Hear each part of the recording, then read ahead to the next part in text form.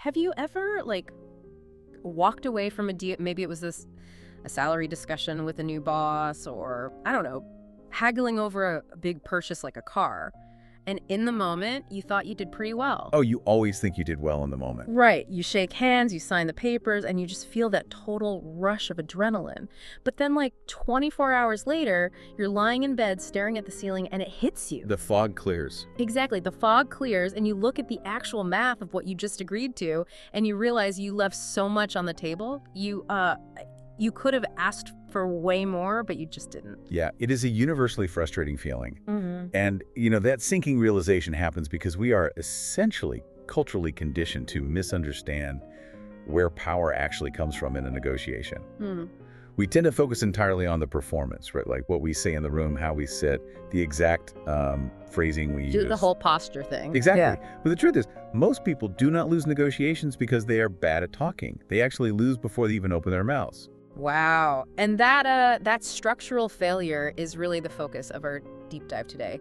We are exploring the hidden architecture of negotiation, specifically looking at why people defeat themselves so early in the process. Right. We're unpacking the meticulous preparation required to prevent that, drawing on insights from the negotiation edge, and we're going to break down a specific concept called BATNA that completely shifts the power dynamic in any room you walk into. It really is a game changer. It is. Because, when I think about walking into a high-stakes conversation without this kind of preparation, the image that comes to mind isn't just a lack of confidence. It's more like trying to move a massive boulder with your bare hands. Oh, I like that visual. Yeah, like you can grunt, you can strain, you can use all your willpower, but without a fulcrum and a lever to give you a mechanical advantage, you are just relying on raw, exhausting effort.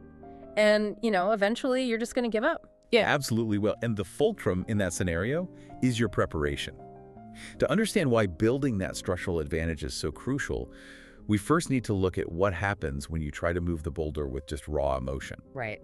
And there is a real-world story from the source material that perfectly illustrates this, the hidden cost of entering a room without leverage. Yeah, let's unpack this one. Yeah. So the scenario involves a candidate negotiating a new job offer. She is super excited.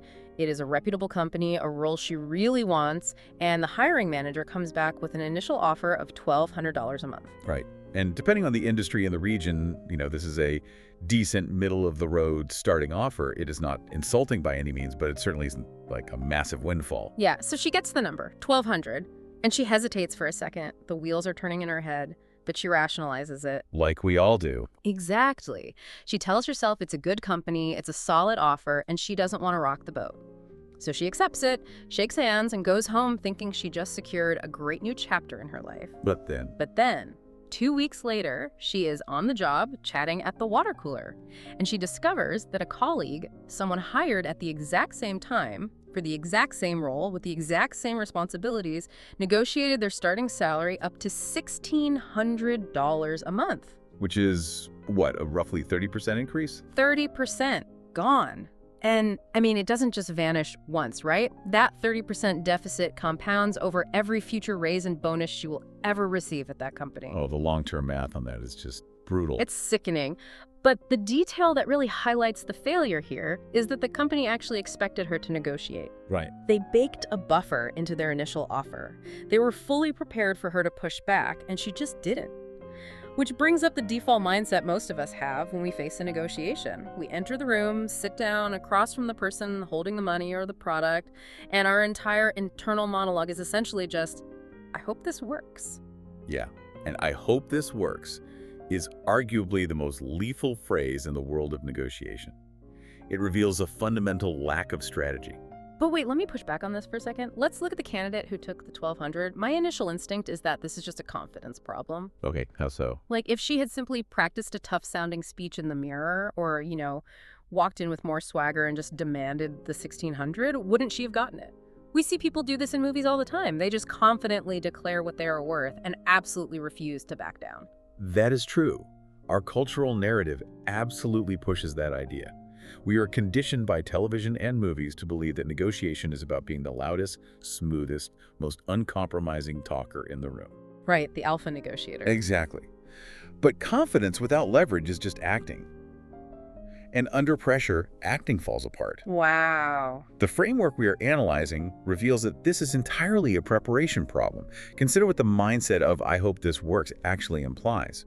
When you walk into a room with that mentality, you are tacitly admitting to yourself that you have no backup plan. You're just flying blind. Right. Your entire future, your entire sense of security in that specific moment hinges on the other person saying yes. The moment you actually need the deal, your brain recognizes that you are entirely dependent on the person sitting across from you. And when you are dependent, you basically enter a state of threat, right? Precisely. Yep. Neurologically speaking, when you need an outcome and have absolutely no alternative, your amygdala flags the situation as a risk to your survival. Survival. Like a lion chasing you? Kind of, yeah. You experience this massive influx of cortisol, your heart rate elevates, you literally lose access to the higher order creative problem-solving parts of your prefrontal cortex. That explains the sweaty palms. Exactly. You become emotional and highly reactive. In that state, your primary biological drive is just to relieve the internal tension as quickly as possible. So what do? You rush decisions, you avoid conflict, and ultimately you accept bad terms just to end the discomfort of the negotiation. Oh, that makes so much sense. So the candidate in the story didn't accept 1,200 because she lacked swagger. No, not at all. She accepted it because her brain calculated the risk of losing the offer entirely, realized she had zero plan for what to do if she walked away, and literally triggered her to surrender just to relieve the stress of the silence. Exactly. It's a physiological response to a lack of preparation. Okay, so if the root cause of a bad deal is that physiological and psychological state of desperation, the solution has to be engineering a situation where you don't feel that threat in the first place. Yes. And this is where the core concept of BTNA comes into play. It stands for Best Alternative to a Negotiated Agreement. Which is a very clunky academic term, but yes. Super clunky. Mhm. But translating that from business terminology into plain English, it is your literal backup plan if the deal you are currently discussing completely falls apart. Right. The absolute bedrock of maintaining a negotiation edge is understanding this one golden rule. Right. A stronger BATNA equals a stronger position. Period. Period. If you have no BATNA, you are negotiating from a position of total weakness, regardless of how confident you pretend to be. You know, it functions incredibly similarly to the spare tire in the trunk of a car. Oh, I love that analogy. Right. Like, when you are driving down the highway at 70 miles an hour, you really, really hope you don't hear a pop. You want the main tires to work. You do not want the hassle of pulling over on the shoulder. Nobody does. But knowing that the spare is sitting right there in the trunk completely changes your baseline anxiety level while you drive. You aren't like white-knuckling the steering wheel over every little bump in the road because you know that even in a worst-case scenario, you aren't going to be completely stranded in the middle of nowhere. That is spot on. But if we connect this to the bigger picture, taking that analogy a step further, a spare tire doesn't just passively sit there.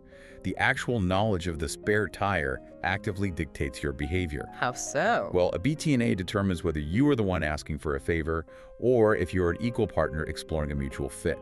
To build that mechanism, every negotiation must begin with a foundational 3-question framework before you ever send an email or step foot in a room. Okay, lay 'em on me. Question 1, what do I want? Question 2, what will I accept? And question 3, what will I do if this fails? Wow, okay, so answering that third question is the active process of defining your BTNA. Yes. But looking at human behavior, questions 1 and 2 are pretty easy. Like, what do I want is essentially just daydreaming. You picture the ideal salary or the absolute perfect house price. It's the fun part. Exactly. And then what will I accept requires a little bit of math, maybe a budget check, but most people can sketch out a rough bottom line. But question 3, what will I do if this fails? That creates immense psychological friction. It does. I feel like most people completely avoid thinking about the specific mechanics of failure because it feels pessimistic, right? Like you are actively manifesting a bad outcome. We absolutely avoid it, mostly because of confirmation bias.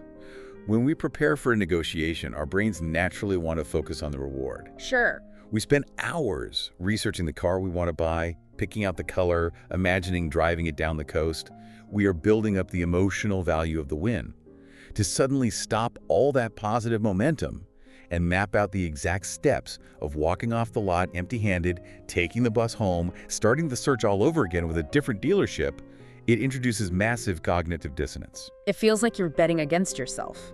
Exactly. Yeah. But leaning into that discomfort and answering question number 3 before you sit at the table is the exact mechanism that shifts the balance of power. If your honest answer to "what will I do if this fails" is "I will be unemployed and unable to pay my rent," you have zero leverage. The boulder will crush you.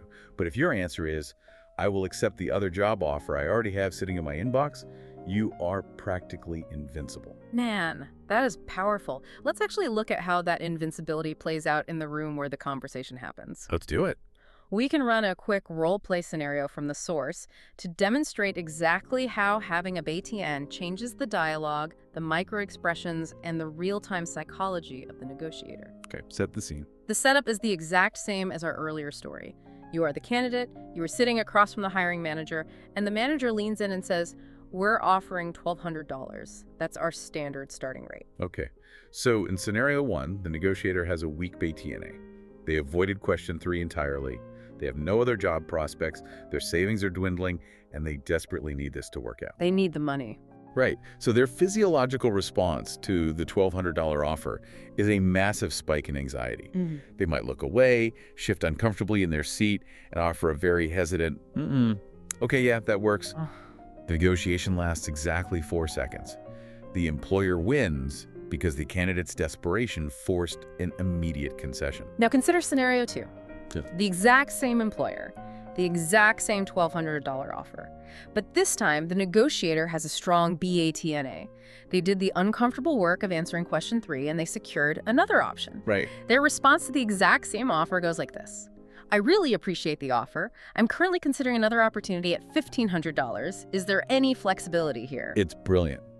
The dynamic in the room instantly shifts from an employer dictating terms to a desperate candidate into a conversation between two professionals trying to solve a market discrepancy. But wait, here's where it gets really interesting, but also, I think, a bit risky. If you are sitting there and you casually drop that you have a $1,500 offer somewhere else, isn't there a huge risk of coming across as arrogant? How do you mean? Or combative? Like, if you aren't careful, "I have another offer" can easily sound like an ultimatum, which might make the hiring manager defensive and just blow up the deal anyway. That is a very common fear, but that risk only exists if you are blurring the line between a bluff and a fact. Okay, explain that. Having a true, verified BATNA allows you to project a state of confidence without pressure. When someone is bluffing or when they're secretly desperate but just trying to act tough, they tend to overcompensate. Oh, like puffing their chest out. Exactly. They speak a little too loudly, they use aggressive body language, they issue rigid ultimatums because they're trying to force the other person to yield through sheer intimidation. But when you actually have a strong BATNA, when you truly do not need the deal to survive, you have absolutely no reason to be aggressive. Right. You can state your alternative as a calm, factual reality. It becomes a statement of gravity rather than a threat. Like, "I have this other offer. I'd love to work here, but the math has to make sense." You are literally just stating the weather. I love that phrase, stating the weather. And human beings are highly evolved to subconsciously detect the difference between a threat and a fact. We can smell it. We really can. Desperation is incredibly visible, even if you never explicitly state it. It leaks out in micro-expressions. It shows up in the way you rush to fill awkward silences, the slight increase in the pitch of your voice, the tension in your shoulders. The nervous laughter. Yes, and the other party's brain processes all those tiny signals and intuitively realizes, oh, this person needs me. Conversely, genuine confidence, the kind that comes from knowing you have a safety net, fundamentally relaxes your nervous system. You're just chilling. Pretty much. You speak slower. You are comfortable with silence. When the other party senses that you are perfectly willing to politely stand up, shake their hand, and walk out the door without a trace of anger, your perceived value in their eyes absolutely skyrockets. That is wild. And while the boardroom and salary negotiations are the classic examples, these mechanics apply to almost every interaction we have in life. Every single day. We are constantly negotiating, whether it's with contractors, car dealers, or just service providers. The everyday application of building this armor is fascinating. Like, take the scenario of buying a new phone. Oh, this is a great example. If you decide you need a phone and you walk into exactly one electronics shop, look in the glass case and fall deeply in love with one specific model, you are completely done for. The seller holds 100% of the power. Absolutely, because your BTNA is terrible. By walking into only one shop and attaching yourself emotionally to one item, you have engineered your own desperation. Right. If you don't buy that phone from that person in that exact moment, your only alternative is walking out empty-handed and heartbroken. The seller doesn't even need to be a skilled negotiator to win. Your total lack of alternatives does all the work for them. But if you engineer your environment before you ever walk into a store, the posture completely changes. If you check 5 different stores, compare prices across town, and have an online option ready to go in your digital shopping cart with next-day shipping, you aren't asking the seller for a favor anymore. No, you're the one in control. You are offering them an opportunity to beat a price you already hold in your hand. Constructing this advantage requires pulling very specific levers. And according to the framework, there are 3 primary tactics you can use to build a strong BTNA in almost any situation. Right, let's break those down. The first tactic is to relentlessly create multiple options. Never enter a negotiation where your only choices are yes or total catastrophe. Creating options requires front-loading your effort. It's hard work. If you need a house renovated, you do not just call one contractor, listen to their pitch, and try to haggle their price down. Which is what everyone does. It is. But you should call 5 contractors. You get 5 separate quotes. The mere act of holding 4 other proposals fundamentally alters how you speak to that 5th contractor. You transition from a beggar hoping for a discount into a buyer allocating capital. I love that. Allocating capital. The second tactic shifts from external options to internal leverage, which is increase your value. This is about making yourself inherently harder to replace so that your alternatives naturally improve. Right. So if you are negotiating a raise, you don't just walk in and ask for it based on tenure, like, hey, I've been here 2 years. In the 6 months prior, you take a specialized course, you volunteer for a high-visibility project, or you thoroughly research the current market demand for your exact skill set. Because increasing your value forces the other party's BTNA to weaken. Oh, that's a great point, their BTNA. Exactly. If you make yourself indispensable, their alternative to reaching an agreement with you is spending months recruiting, hiring, and training a replacement, which costs them significantly more time and money. Your strength grows in a direct proportion to their inconvenience. That is such a good way to look at it. Okay, tactic number 3 is often the hardest one for people to execute because it requires fighting our own biology. Delay commitment. Time itself creates massive leverage. In almost any negotiation, the person who is in the biggest hurry gets the worst deal. The psychology of time asymmetry is a powerful, powerful weapon. Consider the environment of a corporate negotiation. Often the person sitting across from you has immense institutional pressure. Like quotas. Right, a car salesman has an end-of-the-month quota to hit. A hiring manager has a mandate to fill a role before the quarter closes so they don't lose the headcount budget. A vendor needs to show revenue to their investors. They are all operating on a ticking clock. Ticked. Yep.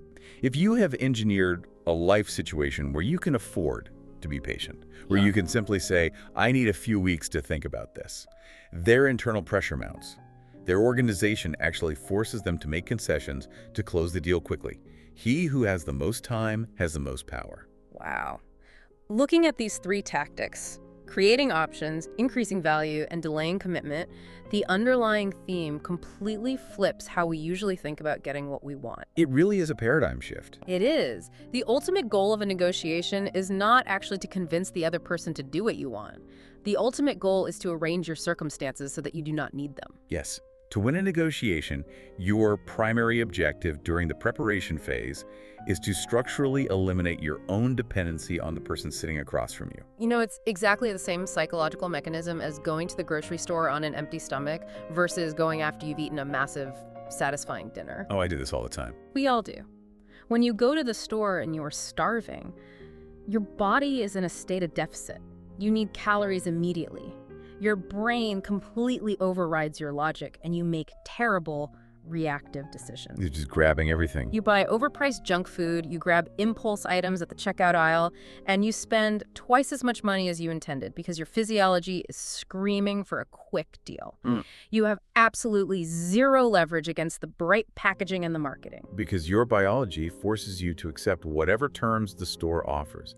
You need food, they have food, End of story. But when you go to the grocery store full, you hold all the power, you can casually browse the aisles, you look at the prices objectively, you pick up a bag of chips, look at the $5 price tag, and your brain rationally concludes, I don't really need these, they're way too expensive. You just walk away. Exactly. You only put items in your cart that make logical financial sense because you do not physically need anything they are selling. Your BATNA is a full stomach. That analogy perfectly captures the reality that the actual work of negotiation happens long before the conversation begins. Gathering those competing quotes, eating that dinner before you shop, sending out 10 resumes instead of one, that invisible labor is where the power is generated. It's all in the prep. Preparation is not an optional add-on or some prologue to the negotiation. Preparation is the negotiation. The conversation in the room is just the final verbal reveal of the structural work you have already completed. Man, bringing this all together, the mechanics of the negotiation edge really do offer a completely new way to approach every deal in your life. The core takeaway for you, listening right now, is to change what you do before you ever open your mouth. Absolutely. Before your next negotiation, whatever it is, sit down with a piece of paper and force yourself to answer question 3. What will I do if this fails? Write down your BTNA in excruciating detail. And if you look at that piece of paper and realize your BTNA involves financial ruin, extreme stress, or going entirely without something you desperately need, do not step into the negotiation room yet. Pump the brakes. Exactly. Put the meeting on hold. Actively work to improve your alternative. Manufacture a safety net. Gather more options and eliminate your desperation. Because desperation is a scent that everyone can smell. You have to create options to mask it. Remember that the true ultimate source of power in any room isn't a silver tongue or aggressive posturing. It is simply the genuine structural willingness to walk away. That's the secret. Your BATNA is the fulcrum that lets you move the boulder without breaking your back. Whether you are buying a car this weekend, finally asking for that raise you deserve next month, or choosing a vendor for a massive project at work, these mechanics apply starting right now. Stop hoping it works out and start building the leverage that ensures it does. The relief you feel when you finally negotiate from a position of absolute security is profound. I can imagine. It really is. But, it does leave us with one final complex dynamic to consider. We have spent this entire deep dive mapping out how empowering it is to build your own BATNA. Right. But what happens when you sit down across from someone, and as the conversation unfolds, you realize that both of you have done the exact same preparation? Oh, wow. Right. You both have incredibly strong BATNAs. Neither of you fundamentally needs the deal to survive. That's a clash of the titans. Does the negotiation simply freeze into an unbreakable, frustrating stalemate? Or does that mutual power, that total absence of desperation on both sides of the table, strip away all the posturing and force a much more creative, collaborative, and groundbreaking solution than either party could have achieved through leverage alone? Man, that is a phenomenal question to chew on. What happens when two immovable objects meet and neither is afraid of walking away? That is definitely something to think about the next time you find yourself at the table. Hopefully this time with a very strong fulcrum already in place. Thanks for joining us, and we will catch you on the next deep dive.